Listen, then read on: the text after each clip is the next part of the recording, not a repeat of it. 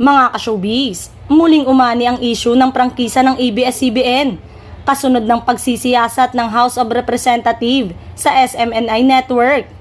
Sinimula ng House Committee on Legislative Franchises ang pagsisiyasat sa prangkisa ng SMNI noong November 30, 2023. Ang pagsisiyasat ay bunsod ng privilege speech ni Quezon 2nd District Representative David Suarez noong November 28 na nagsasabing napanood niya ang isang programa ng SMNI kung saan sinabi ng mga host na gumastos si Romualdez ng 1.8 billion pesos sa loob lamang ng isang taon para sa kanyang mga paglalakbay.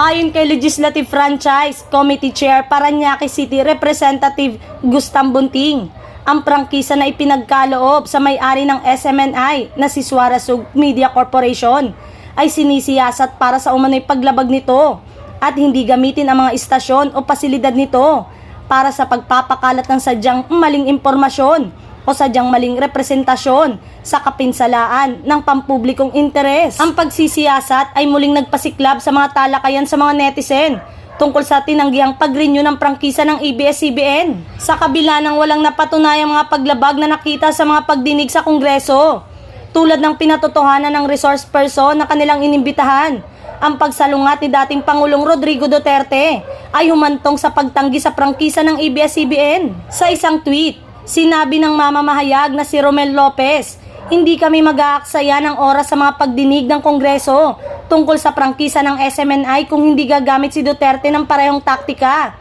sa pamamagitan ng Kamara para bawian ang ABS-CBN ng prangkisa nito. Ayon sa ilang tweet, yes to SMNI shutdown, ibalik ang ABS-CBN Broadcast Free TV Channel 2 at DTT Channel 16 ang mga TV and radio station. On the other hand, directly ask for the return of ABS-CBN franchise and the shutdown of SMNI. Ibalik ang prangkisa ng ABS-CBN at ipasara ang SMNI.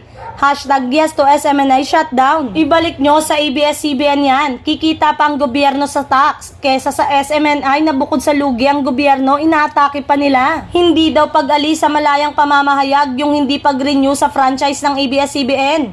Tapos ngayon, ngumangawa ka dahil sa SMNI.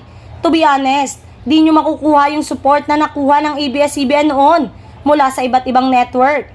At alam nyo kung bakit, saad pa ng isa.